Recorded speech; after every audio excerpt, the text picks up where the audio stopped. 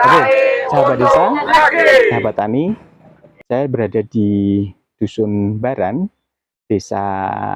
Dusun Baran Gunung, Desa Baran, Kecamatan Ambarawa, Kabupaten Semarang. Di greenhouse ini ada 2 ruang dan saya berada di tempat persemaian biji benih bawang merah atau dengan nama kerennya TSS atau True Silot Seed. Oke ya. Jadi penanaman biji bawang merah ini dipastikan akan lebih menekan biaya, Mas ya. Karena pada umumnya kita tanam bawang merah dengan umbi, kali ini kita betul-betul tanam bawang dengan biji. Ada di belakang saya ini yang siap tanam sekitar 60.000 ya. Ini semua sudah dipesan nih Mas ya. Jadi kalau Anda ada yang berminat untuk menanam, nanti akan kita buatkan. Kemudian total nanti yang akan kita buat di persemaian ini mencapai 1,4 juta tanaman ya. Jadi ada 1,4 lubang tray karena satu traynya ada 200 biji yang akan kita semai. Nah, sahabat desa, sahabat kreasi, kemarin kita dikunjungi oleh Dinas Pertanian termasuk perangkat daerah dari Provinsi Bengkulu. Nah, salah satunya juga akan melihat bagaimana metode budidaya bawang merah dengan menanam sistem TSS ini atau semai biji benih. Nah, kita juga di depan ini, lokasi ini dengan luasan 10 kali 30 meter di dalam greenhouse. Ini ada, saya hitung ada 9 bedeng memanjang, 9 bedeng melebar, selebar 10 meter, kemudian ada sepanjang 30 meter yang sudah tertanam sekitar 5.000 di satu sisi. Kemudian akan kita tanam lagi di setelah penanaman pertama ini sama 5.000. Jadi total di dalam greenhouse ukuran 10 kali 30 meter ini nanti akan tertanam sejumlah 10.000 tanaman bawang merah. Nah, hari ini kita akan kedatangan Pak Kadis dari Provinsi Jateng untuk menanam benih yang siap tanam. Kalau saya melihat seperti ini, ya saya kemarin mempelajari, tapi sekarang saya lihat langsung. Kalau seperti ini modelnya, itu berarti peluangnya sangat besar, Pak. Potensi sangat besar. Tinggal kita itu bagaimana merubah mindset ya, bukan merubah lah, mengajari ya, mengajari bahwa ada perbandingan dengan tanam menggunakan umbi dengan menggunakan benih seperti ini. Karena sangat signifikan. Orang bilang signifikan itu kalau hasilnya di atas 15% perbedaan. Ini hasilnya 75% dulu. Bayangkan menggunakan umbi yang bisa 1 hektar itu harus mengeluarkan 75 juta dibanding dengan 1 hektar mengeluarkan 15 juta. Ini kan luar biasa besarnya range pendapatan yang diperoleh oleh petani. Sehingga ini saya pikir ini perlu kita harus kasih tahu ke petani, kita kasih contohnya, dia lihat langsung bahwa ternyata menggunakan ini hasilnya jauh lebih maksimal, apalagi produktivitas lebih tinggi. Saya lihat caranya juga mudah kok, tadi mendapatkan 200 tray itu hanya dalam waktu singkat saja. Nah, terus selanjutnya tinggal diamati sampai dia besar dan dipindahkan ke lahan. Ini luar biasa, efisiensi yang cukup signifikan di bawang merah TSS ini. Oke, tadi disampaikan Bapak sebenarnya tidak mudah ngecek gitu ya. Semacam kita memang harus ada edukasi dan sosialisasi. Nah, bagaimana ini terkait hal ini? Ya, maksud saya gini, kadang-kadang kalau kita ada istilah merubah mindset, itu merubah secara total semua ya. Sebenarnya pengalaman itu tetap ada. Itu adalah guru, katanya apa? Guru yang paling baik adalah pengalaman.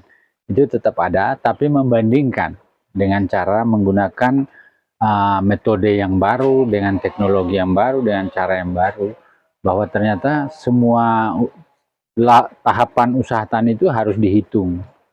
Ya kan, petani harus kita ajari bahwa ini dihitung. Ketika nanam menggunakan umbi, misalnya dia menyisakan 30%-nya untuk ditanam lagi, otomatis kehilangan 30% yang harusnya dia buang ke pasar. Nah, bisa terjadi itu membuat bahan yang harus masuk di pasar berkurang, akhirnya inflasi bisa meningkat. Tapi kalau menggunakan benih ini, tidak ada 100% hasil bisa kasih ke pasar. Karena nanam nggak perlu dari umbi, nanam dari true seed ini, dari benih yang dihasilkan langsung dari sini. Untuk Pak Sabit, ini kan baru ada di Baran, Kecamatan Ambarawa Rasul, itu. Izin Pak Kadis, jadi untuk tahun 2025 ini kami dari Dinas Pertanian mencoba untuk mengadopsi TSS ini ke 10 kabupaten, tepatnya di 12 kelompok. Salah satunya ada di kelompok tani Manunggal Roso di Baran ini. Harapannya 12 kelompok ini menjadi pionir sekaligus demplot yang akan mengajari lingkungan sekitarnya, seperti air itu akan menyebar ke sekelilingnya. Harapannya dengan bantuan yang kita berikan berupa alat semai, kemudian benih, ada plastik UV-nya, ada pupuk organik, itu menjadi usaha baru untuk pembibitan.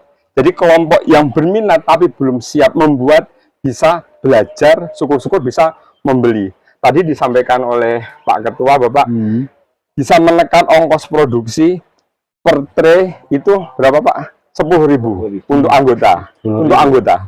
Nah, mungkin kalau misalkan di luar anggota ada ongkos transport, nanti bisa dihitung lagi. Tapi tadi Pak Kadis sudah menyampaikan ini ada efisiensi yang luar biasa dari segi input produksi benih.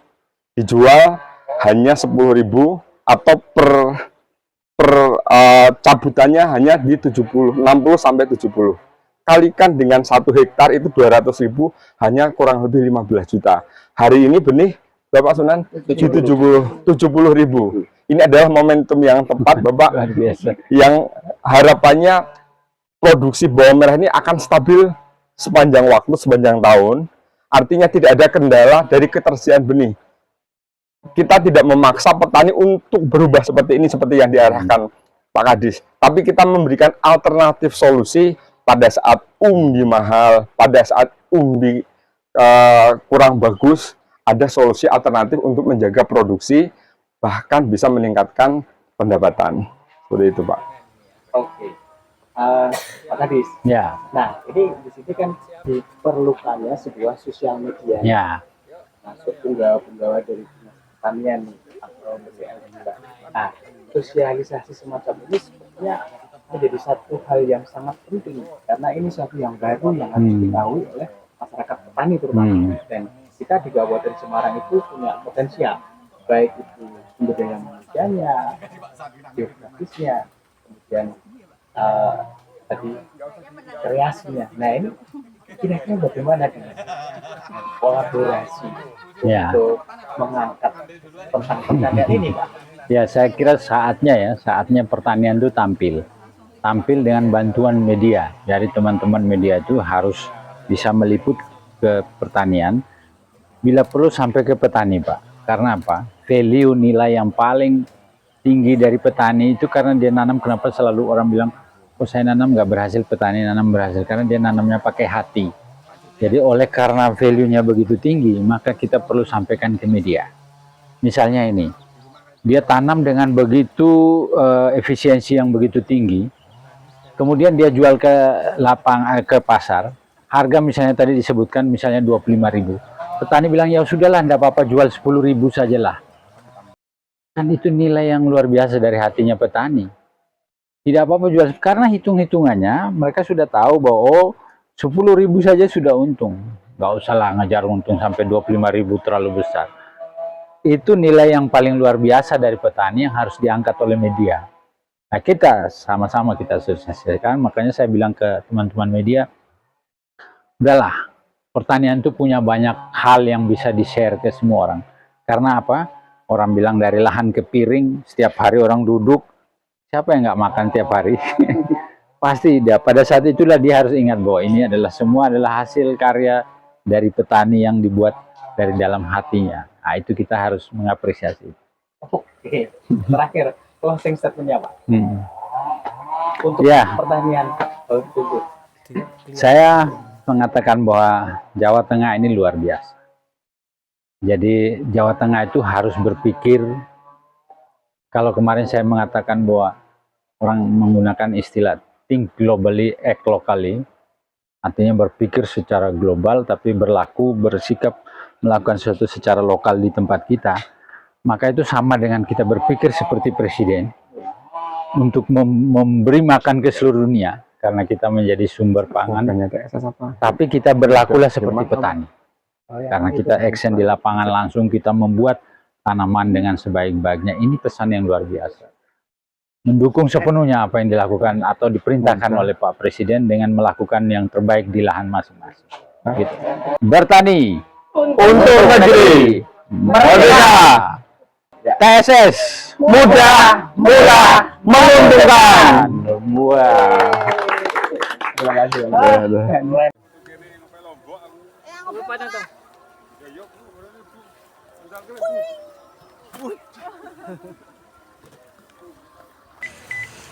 Sisil, buatan panen ya?